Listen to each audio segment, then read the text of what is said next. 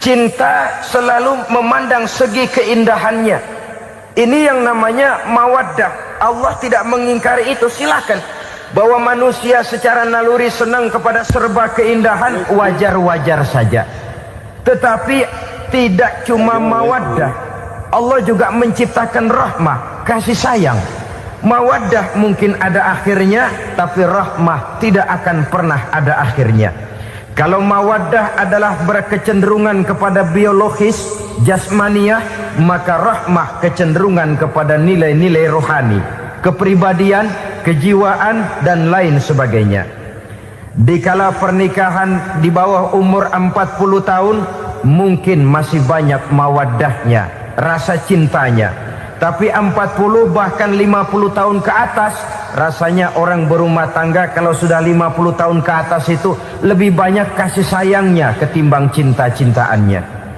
Kalau satu rumah tangga hanya didirikan atas dasar mawaddah saja, atas dasar cinta saja, padahal cinta itu terpaut kepada hal-hal keindahan, keindahan satu saat akan menurun.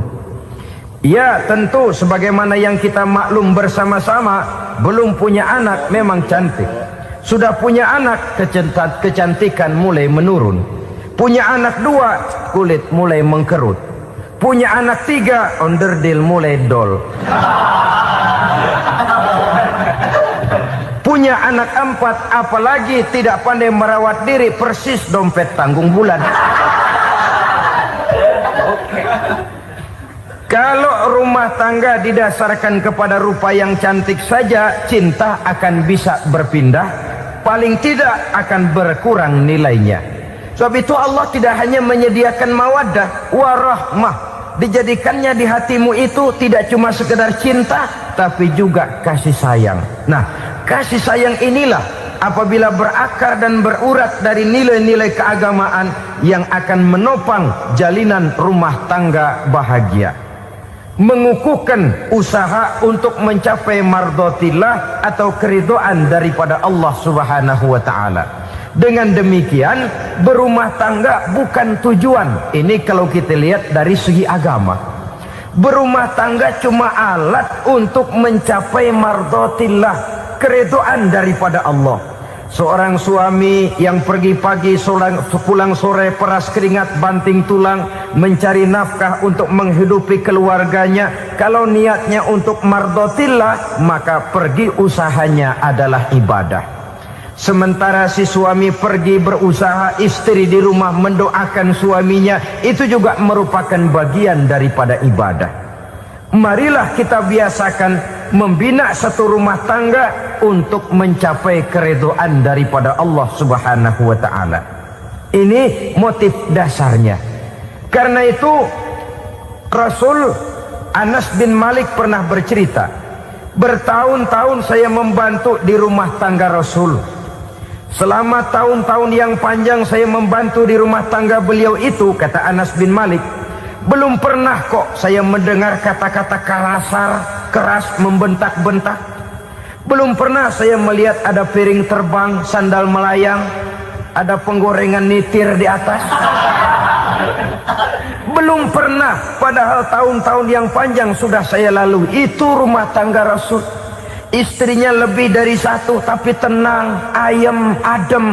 Walaupun gosip selalu ada. Ini loh ya, namanya hidup berumah tangga. Jangankan rumah tangga kita manusia biasa, rumah tangga Rasul pun tidak luput dari gosip yang kita kenal dengan hadisul ifki itu. Itu sampai tercatat dalam sejarah. Tetapi yang jelas, dengan istri yang lebih dari satu, rumah tangganya tenang, tentram, adem.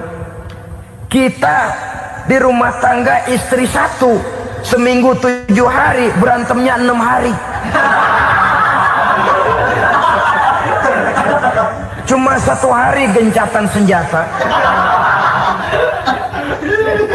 Saudara hadirin yang saya muliakan,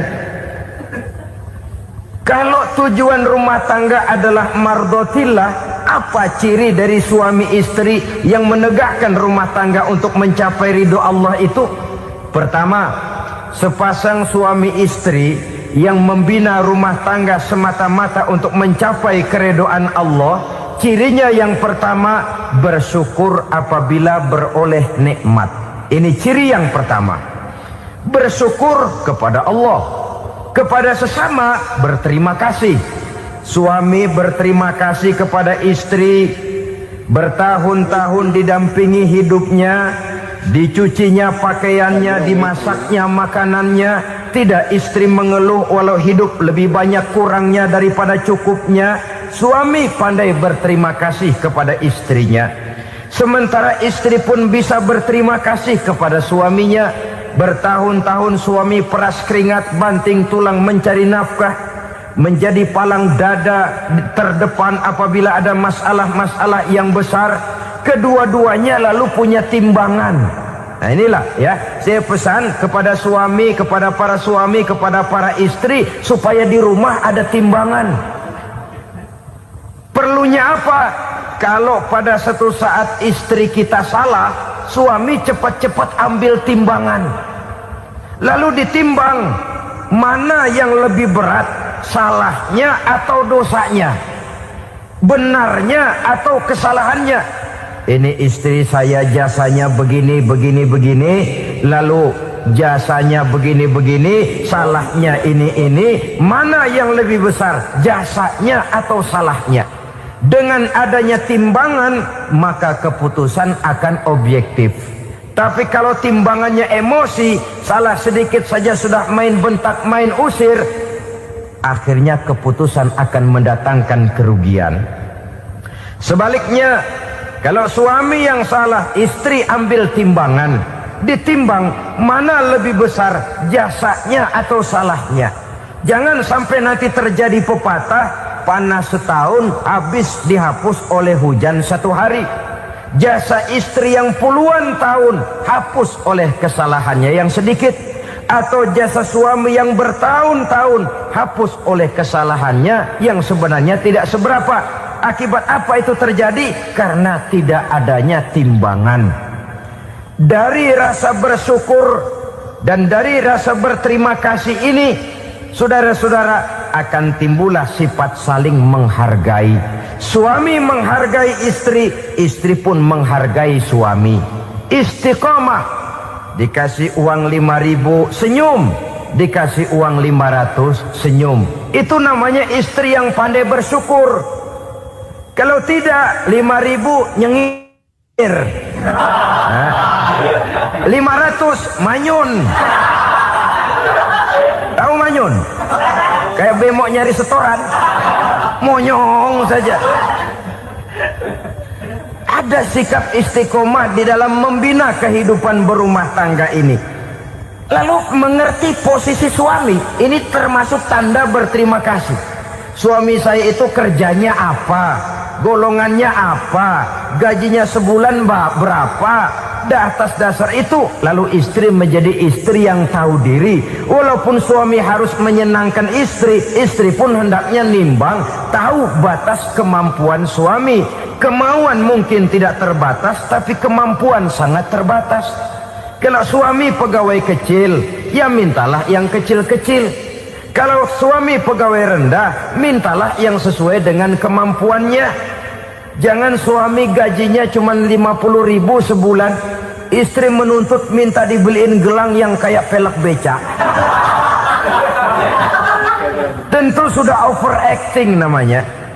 Saudara hadirin yang saya muliakan, kunci awalnya bersyukur kepada Allah. Kalau sudah bisa berterima kasih kepada manusia, hati ini akan mudah bersyukur kepada Allah. Rumah tangga yang pandai bersyukur, berapapun kecilnya nikmat, bukan kecilnya yang dia lihat, tapi karunia Allah yang dinilai. Sehingga dari rasa berterima kasih kepada manusia akan timbullah rasa syukur kehadirat Allah Subhanahu wa ta'ala.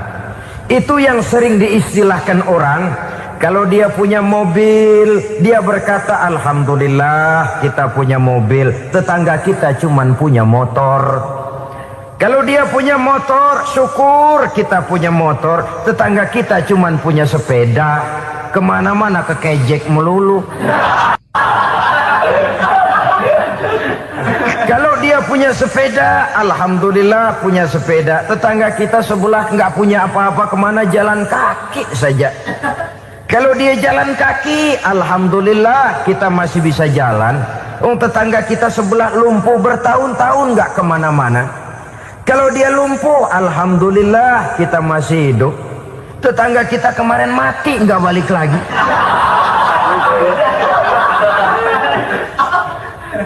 Lalu akan timbul rasa syukur. Tapi kalau sudah lumpuh ngelihat yang bisa jalan ngelihat yang naik sepeda, yang punya sepeda lihat yang punya motor lihat yang punya mobil lihat yang punya pesawat. Kapanlah kita ini pandai bersyukur? Sebab kesenangan seperti pelangi, tidak pernah di atas kepala kita, selalu kelihatannya di atas kepala orang lain. Sehingga kalau ngobrol orang sering bilang, lu sih enak lo gue lihat. Gue kebelangsak amat nih ya. Setiap orang ngomong kepada kita begitu nadanya. Kita yang dilihat enak, sementara kita melihat orang lain enak. Tukang tahu melihat tukang tempe enak, tukang tempe melihat tukang tuak enak, tukang tuak bilang tukang sirsak enak. Enak itu seperti pelangi. Namun kalau kita mau merenungi, tidak pernah Allah berhenti memberikan nikmat kepada kita. Sejak kita bangun tidur sampai kita tidur kembali, bahkan tidur itu sendiri, seluruhnya tidak pernah putus dari nikmat Allah. Bahagia ada di gubuk reot, bahagia ada di rumah mewah, bahagia ada di hati kopral, bahagia ada di hati jenderal, di gunung dan di kota, di hutan belantara dan di desa, di keheningan malam atau di keramaian siang. Kalau kita mau mencari, bahagia selalu ada. Tapi hati yang tidak pandai bersyukur, bagaimanapun banyak kebahagiaan yang meliputi hidupnya, dia tidak akan pernah pandai mensyukurinya. Maka berterima kasihlah kepada istri, berterima kasihlah kepada suami, bersyukurlah kehadirat Allah Subhanahu wa ta'ala. Saya sering mengatakan, sebaliknya seorang suami bagaimanapun kondisi istrinya, kalau itu memang jodohnya, beranilah berkata, istriku adalah Romeoku, istriku adalah Julietku, atau istriku adalah Sri Kandiku. Biarin pengkor ya pengkor, nggak ada urusan. Mensyukuri. Kalau tidak mensyukuri, yang timbul lalu sesalan. Kalau sudah sesalan, mudah umpat mengumpat, caci mencaci dalam rumah tangga, lalu terjadilah kegaduhan. Ketenangan sulit kalau sudah tidak ada unsur saling menghargai itu. Lebih celaka lagi kalau sudah mengarah kepada penyesalan. Kata istrinya, bang gue nyesel kawin sama lu. Suami digituin mungkin gede kepalanya. Kalau lu nyesel apalagi gua, makin nyesel. Iya, coba pikir bertahun-tahun kita berumah tangga, memangnya abang bisa beliin apa sama saya? Itu juga gerobok kalau nggak ngeridit bang. Kalau nggak ngeridit, memangnya kamu bayar kreditan pakai daun pisang? Saudara hadirin yang saya hormati, ini saya tekankan kepada ibu-ibu karena penyakit perempuan umumnya. Pernah Rasul itu pulang Isra Mi'raj cerita, saya pulang Isra Mi'raj diperlihatkan neraka. Neraka ya Rasul? Lalu bagaimana? Saya lihat kok isinya kebanyakan perempuan. Perempuan. Laki juga tidak sedikit. Cuma kebanyakan kok perempuan. Apa perempuan tidak sholat ya Rasul? Sholat. Tidak puasa? Puasa. Tidak ngaji? Rajinan dia sama suaminya. Tapi kenapa lebih banyak di sana? Rasul berkata, hunna yakfurnal ashir. Penyakit umum dari perempuan tidak pandai berterima kasih kepada suaminya. Ini rupanya penyakit umum dari tahun atu.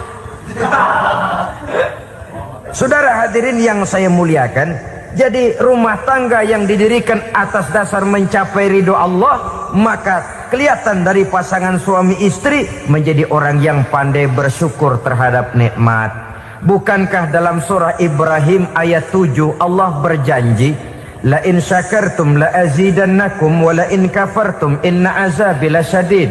Kalau kamu pandai bersyukur, aku tambah nikmatku. Kalau kamu ingkar, tidak mau bersyukur, azabku itu hebat dan pedih. Rumah tangga yang suami istrinya tidak bersyukur, disiksa oleh perasaannya sendiri. Tetangganya dapat nikmat, dia yang meriang.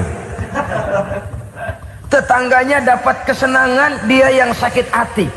Dia tidak melihat nikmat yang diberikan kepadanya, nikmat yang orang lain punya aja yang diincar, nikmat orang lain aja dihitung-hitung. Tangga kita si anu no, baru habis beli anu, yang sebelah belilir habis beli kukusan, cuma sekedar kukusan saja. Orang lain beli apa-apa jadi bahan diskusi di rumahnya, orang lain saja yang diusut. Timbul dendam kesumatnya, timbul hasutnya. Dia tidak bersyukur dengan nikmat yang ada dalam rumah tangganya. Isi rumah tangga semacam itu disiksa oleh perasaan hasutnya sendiri. Jauh dari kebahagiaan, kering hatinya, miskin jiwanya, merana batinnya. Kalau sudah ke sana, jauhlah rumah tangga dari pantulan sinar kebahagiaan. Saudara-saudara, kita lihat rumah tangga Rasul. Dari rumah yang kecil, dari tempat tidur yang sarapnya kain kasar, separuh jadi selimut lagi, keluar ucapan baiti jannati. Kenapa?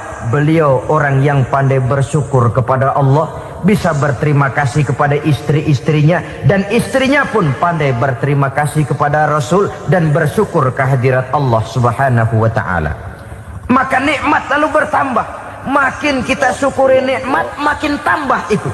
La azidannakum, janji Allah, pasti aku tambah nikmatku kepadamu jikalau kamu pandai mensyukurinya. Tapi kalau kamu ingkar, tidak pandai bersyukur, awas, nikmat bisa berubah menjadi azab kalau kita tidak pandai-pandai mensyukurinya. Jadi cirinya yang pertama, rumah tangga bahagia itu apabila suami istri pandai bersyukur terhadap nikmat yang diberikan oleh Allah Subhanahu wa ta'ala. Satu. Cirinya yang kedua, rumah tangga yang berdasarkan untuk mardotillah, mencapai keredoan Allah, sabar apabila mendapat cobaan. Namanya orang berumah tangga itu persis berlayar di lautan. Suami istri adalah dua orang yang memegang kemudi. Kalau berlayar ombak tenang, angin bertiup sepoi-sepoi basah, lalu bila malam datang bulan bersinar, bintang gemintang gemerlapan, berlayar memang nikmat. Tapi satu saat angin puting beliung bertiup, gelombang menggunung, halilintar menyambar, kemudian petir berkilat.